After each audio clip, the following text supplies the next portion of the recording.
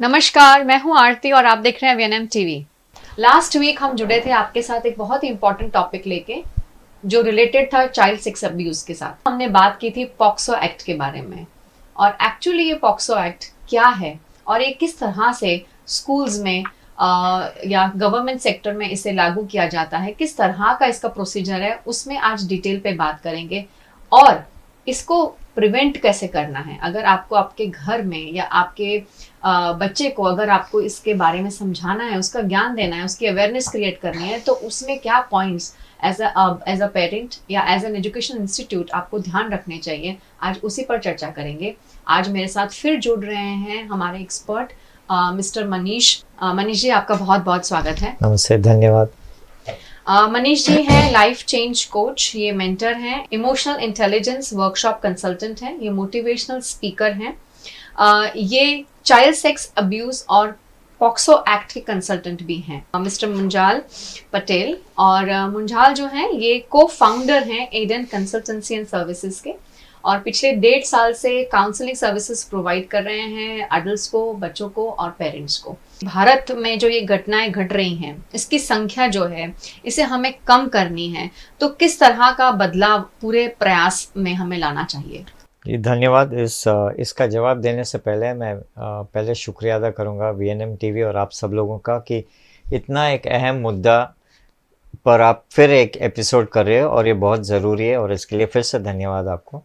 अभी रही आपके सवाल का, मुझे शुरुआत करना एक छोटे से एग्जाम्पल का। जब हम रात को सोते हैं, डेली हम क्या करते हैं, सारे दरवाजे बंद करते हैं, चेक करते हैं। एक 3-4 साल के बच्चे को भी पता है कि रात को अगर आप दरवाज़ा खुला रखते हैं तो वो बच्चा आपको बोलेगा कि इसे बंद करो, राइट? क्यों? ताकि चोरी नहीं होए। तो आप चोरी प्रिवेंशन करना एक 3-4 साल के बच्चे को पता होता है, राइट? इसका यही मतलब है कि आप अगर कोशिश करोगे कोई भी चीज़ की जागरूकता फैलाने का, अवेयरनेस फैलाने का, अगर आप कोशिश करोगे तो डेफिनेटली आपको रिजल्ट्स मिलेंगे। तो रही बात बच्चों के यौन शोषण का और हमें क्या करना चाहिए भारत में, ऑब्वियसली ये एक बहुत हॉट टॉपिक है, लेकिन दुख की ये बात है कि ये सिर्फ एक हॉट टॉपिक बन के रह जाता है। कोई भी चीज़ को सक्सेस होने के लिए उसका इम्प्लीमेंटेशन ज़रूरी है।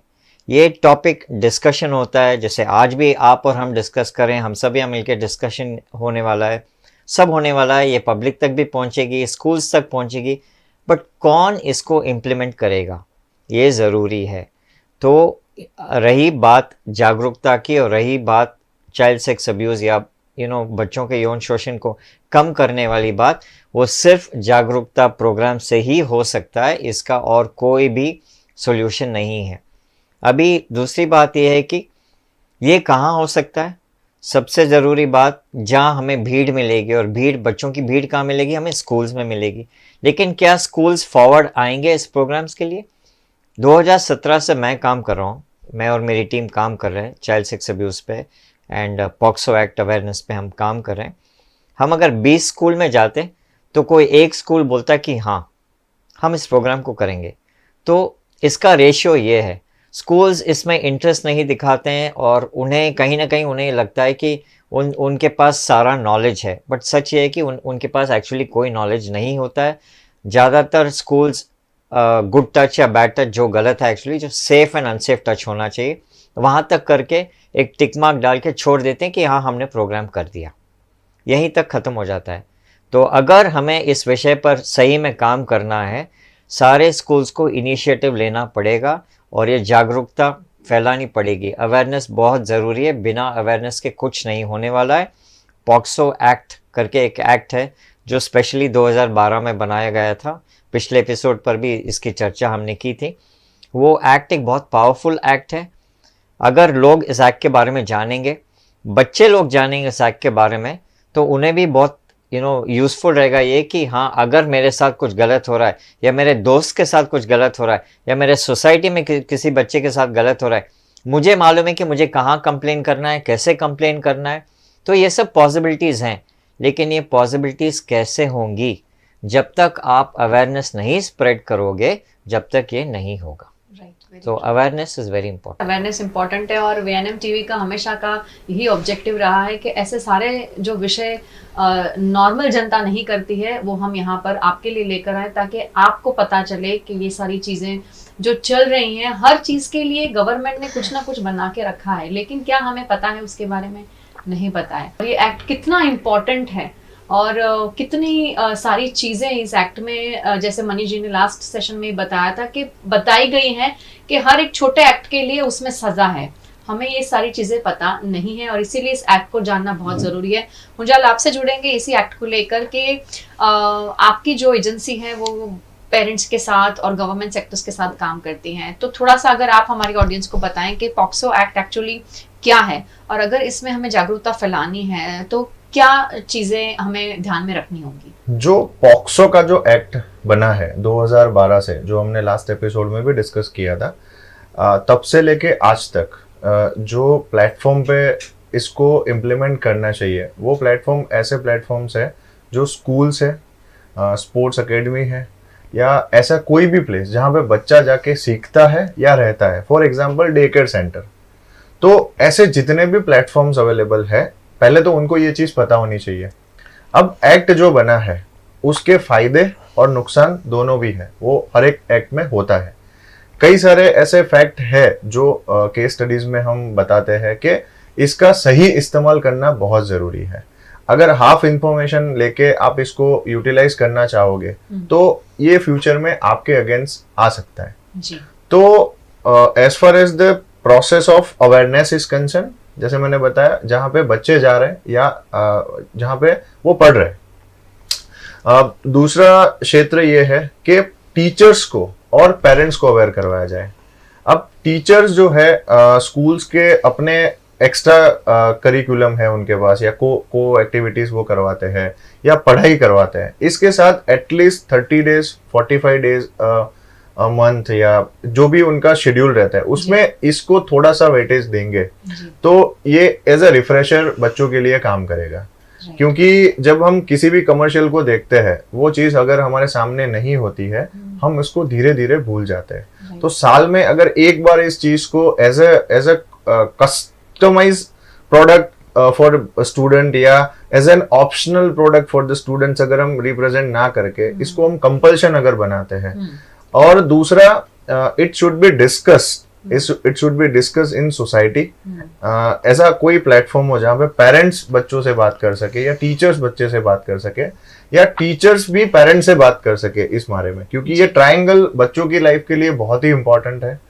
और इसमें हमें कितना वेटेज देना बीइंग अ पेरेंट, ये हमारे ऊपर डिपेंड करता है। जहां हम कोर्स को वेटेज देते हैं, करिकुलम को वेटेज देते हैं, वहां थोड़ा अगर वेटेज हम इस बात को भी दें और बच्चों को बताएं कि पॉक्सो एक्ट एक्चुअली क्या है, उनके फायदे के लिए। अगर बच्चे को पता होगा तो कल उठ के अगर बच्चे के साथ कभी कोई भी गलत काम हो रहा है तो बच्चा अपनी आवाज उठा सकता है, और अगर पेरेंट को पता होगा तो बच्चे को सपोर्ट कर सकते हैं, टीचर को पता होगा तो बच्चे को सपोर्ट मिल सकता है। तो बच्चे के लिए कितना स्मूथ हो जाएगा ये समझाना कि उसके साथ जो तकलीफ उससे जो हो रही है, जो पेन के अंडरगो बच्चा हो रहा है, वो कितना अगर आप समझ सकते हैं तो उसके लिए वो समझाना और इजी बन जाएगा, और आप समझ सकते हैं कि उस समय बच्चे की जो मानसिक स्थिति है वो कैसी होगी। तो उसमें हमारा एज अ फैमिली उसे सपोर्ट करना बहुत ज़रूरी है। हम जानते हैं कि बच्चों के यौन शोषण है, उस पे सख्त कानून है, जैसे एक्ट भी बना हुआ है, लेकिन क्या ये जो सुरक्षा है ये पर्याप्त है उनके लिए? देखिए, जो एक्ट बना है एंड जो कानून है वो काफ़ी है जी, वो काफ़ी है इस चीज़ को कम करने के लिए, ये गलत काम को कम करने के लिए। लेकिन कोई भी एक्ट तब सक्सेसफुल होगा जब उसका इम्प्लीमेंटेशन होगा जी। अभी रिसेंटली मैंने न्यूज़पेपर में पढ़ा था, 1 महीने पहले गुजरात हाई कोर्ट ने डायरेक्टर जनरल ऑफ पुलिस से पूछा कि इतने साल पहले आपने कंपलसरी हेलमेट का रूल आप लेकर आए हो पर अभी तक इम्प्लीमेंटेशन क्यों नहीं है। ये मैं एक एग्जाम्पल की तरह कोट कर रहा हूँ कि कोई भी चीज़ को अगर सक्सेसफुल करना है बिना इम्प्लीमेंटेशन का उसका सक्सेस नहीं होगा। एक्ट बहुत ही अच्छा एक्ट है, स्पेसिफिकली बच्चों के लिए बनाया गया ये एक्ट, और जहाँ जहाँ ये एक्ट मतलब कोर्ट में गया है, केस हुआ है, काफ़ी एक्ट्स में सज़ा भी मिली है। इनफैक्ट फास्ट ट्रैक केसेस हैं, फास्ट ट्रैक कोर्ट्स हैं। एंड शायद पब्लिक को ये नहीं पता है, मैं आपको बताना चाहता हूँ, जो पॉक्सो के कोर्ट्स होते हैं ये स्पेशल कोर्ट्स होते हैं। ये जो रेगुलर कोर्ट्स में केसेस चलते हैं वहाँ पे पॉक्सो का केस नहीं होता है, स्पेसिफिकली पॉक्सो के केसेस होते हैं। और जब पॉक्सो का केस का हियरिंग होता है, ओनली जो पीड़ित बच्चा है और जिसने गलत काम किया है सिर्फ वो ही होते हैं, और बच्चे के साथ या तो उसके फैमिली मेम्बर्स या जो ट्रस्टेड पर्सन है वो अलाउड है अलॉन्ग विद द लॉयर्स, उसके अलावा कोई नहीं होता है। और उसमें भी ये रूल है कि कोर्ट के अंदर जिसने गलत काम किया वो और जो बच्चा है वो एक दूसरे को नहीं देखेंगे, या तो पर्दा रहता है, पर्दे के पीछे वो पर्सन रहता है ताकि बच्चा सुन सके कि वो क्या बोल रहा है, और जिसने गलत काम किया वो सुन सके कि बच्चा क्या बोल रहा है और अपने डिफेंस में जवाब दे सके। तो इतना कुछ कानून अलाउ करता है आपको। फिर भी अगर आप इसको बाहर आके आप फाइलिंग नहीं करते हो, रिपोर्टिंग नहीं करते हो, इसलिए रिपोर्टिंग नहीं करते हो कि जो इन्फॉर्मेशन मैं आपके साथ शेयर कर रहा हूँ बहुत लोगों को पता नहीं। माँ बाप को ये शायद लगता होगा अरे यार हमें तो कोर्ट जाना पड़ेगा, इतने लोग होंगे, शर्म की बात है, हम कैसे करेंगे, क्या करेंगे। बट ये अभी हम जो इन्फॉर्मेशन आपके साथ शेयर करें ये सब इन्फॉर्मेशन सोसाइटी में बताना ज़रूरी है। और ये तो बात की बात है, ये तो जब अगर कुछ हादसा हो जाता है तब। लेकिन उसके पहले जैसे मैंने 10-5 मिनट पहले आपसे डिस्कस किया, जब तक हम अवेयरनेस पे नहीं फोकस करेंगे कुछ नहीं होने वाला है। और अवेयरनेस तब होगा जब स्कूल्स बोलेंगे यस, और जब तक स्कूल्स यस नहीं बोलेंगे बहुत मुश्किल है इसका अवेयरनेस स्प्रेड करने के लिए। फिर तो एक ही चारा है, सोशल मीडिया, आप लोग के सहायता से, इसी तरह से हमें अवेयरनेस स्प्रेड करना पड़ेगा, दूसरा कोई चारा नहीं है। अगर मैं पेरेंट पॉइंट ऑफ व्यू से सोचूं तो पेरेंट के लिए भी ये एक्सेप्ट करना और पब्लिक में डिक्लेयर करना बहुत ही शॉकिंग है। कंसल्टेंसी के अंडर काउंसलिंग भी करते हैं, किस तरह से आप मैनेज करते हैं पेरेंट्स को समझाना कि एक्ट है तो आप उसका बेनिफिट लीजिए, आप रिपोर्ट कीजिए, आप एफआईआर करिए, किस तरह समझाते हैं? क्योंकि मुझे लगता है जहां तक पेरेंट बहुत कंफर्टेबल नहीं होते होंगे कि ये चीज़ पब्लिकली पता चले। पेरेंट्स के लिए अगर एक्सेप्टेंस लाना है तो पेरेंट्स को हमें ये बताना चाहिए कि अगर आपके बच्चे के साथ कुछ गलत होता है, सबसे अहम बात आप अपने आप से ये बोलिए कि इसमें मेरे बच्चे की गलती नहीं थी। This is the first important thing. और हमें बच्चे को भी ये सिखाना चाहिए कि बच्चा इसमें आपकी गलती नहीं है और कोई आपके साथ गलत काम किया है। तो यही बात बच्चे के जहन में भी होना चाहिए, और यही बात अगर पेरेंट सपोर्ट करेगा बच्चे को कि चिंता मत करो बच्चा, आपकी कोई गलती नहीं है, हम हैं आपके साथ, तो 100% बहुत बच्चे रिपोर्टिंग करेंगे और पेरेंट्स को भी बुरा नहीं लगेगा। क्योंकि देखिए अगर एक बच्चा खेल रहा है और बच्चे के साथ और कोई कुछ गलत काम कर रहा है, उसमें बच्चे की क्या गलती है? बच्चे की कोई गलती नहीं है। तो ये बात एक बहुत अहम बात है, बताना कि बच्चे की कोई गलती नहीं है। तो बच्चे को हमें ये कॉन्फिडेंस देना बिल्कुल है कि इसमें आपका कोई भी आपका कोई वो नहीं है बिल्कुल, लेकिन आप डरे नहीं, हम आपके साथ हैं। जी बिल्कुल, बहुत जरूरी है। इसमें मैं थोड़ा सा एक एग्जांपल देके आपको बताना चाहूँगा कि एक थियरी है जिसको बोलते हैं डोंट नो। ठीक है, बच्चा वो बेस्ट एग्जांपल है हमारे सोसाइटी के लिए जिसको पता ही नहीं है कि उसको क्या पता नहीं है।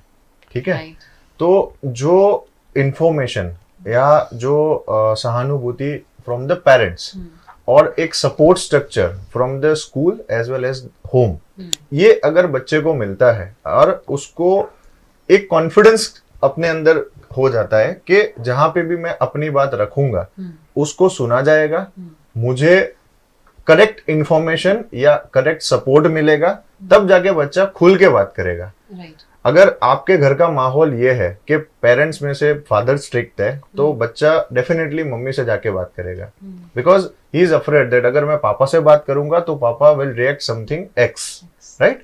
तो जब माहौल अगर आप ये क्रिएट करते हो कि एनीथिंग रिलेटेड टू चाइल्ड अगर आप उसको सुनते हो, समझते हो, तो डेफिनेटली ये चीज भी बच्चा समझेगा। इसके लिए एज ग्रुप, आपकी सोसाइटी, आपका सोसाइटी का जो लेवल है, आपका जो सोशल स्टेटस है, ये कोई चीज मैटर नहीं करती है। आप कोई भी समाज में हो, कहीं पे भी हो, एटलीस्ट आप अपने बच्चे के साथ जब तक वो एडल्ट नहीं हो जाता है तब तक ऐसे जितने भी सेंसिटिव सब्जेक्ट्स है you should be open enough to discuss, और इसको आपको प्रमोट करना चाहिए विद इन योर सर्कल, ताकि जितने भी ऐसे लोग हैं जो डरते हैं या एक ऑर्थोडॉक्स माइंडसेट के तौर पे इसको कंसिडर करते हैं या अपनी फैमिली को एक्सपोज होने से बचाना चाहते हैं, मतलब आप अपनी फैमिली को बचा रहे हो बट बच्चा सफर कर रहा है, राइट? अगर वो बड़ा होके कोई मैरिज रिलेशनशिप में जाता है या उसका कोई और रिलेशन जैसे वर्किंग एनवायरनमेंट में भी अगर उसके साथ सिमिलर सेट ऑफ एक्शंस होता है तो वो सारी चीजें खुल के बाहर आती है और उसके बिहेवियर में वो चीज दिखती है। डिमोटिवेशन, एंजाइटी, फियर के जब deep down roots psychologist find out करते हैं हमारे यहाँ पे, तब ये कहीं ना कहीं ऐसी चीजें निकल के आती है जो पेरेंट्स को भी नहीं पता होती है और खुद उनको भी नहीं पता है कि इसकी वजह से मेरा माइंडसेट या अभी का जो थॉट प्रोसेस और बिहेवियर पैटर्न है वो बिकॉज ऑफ दैट एक्सपीरियंस ये हुआ है। सो हमारे जितने भी साइकोलॉजिस्ट के जितने भी आउटकम आते हैं या जहाँ पे भी हम ये ऐसे कोई सेंसिटिव बच्चों के साथ बातें करते हैं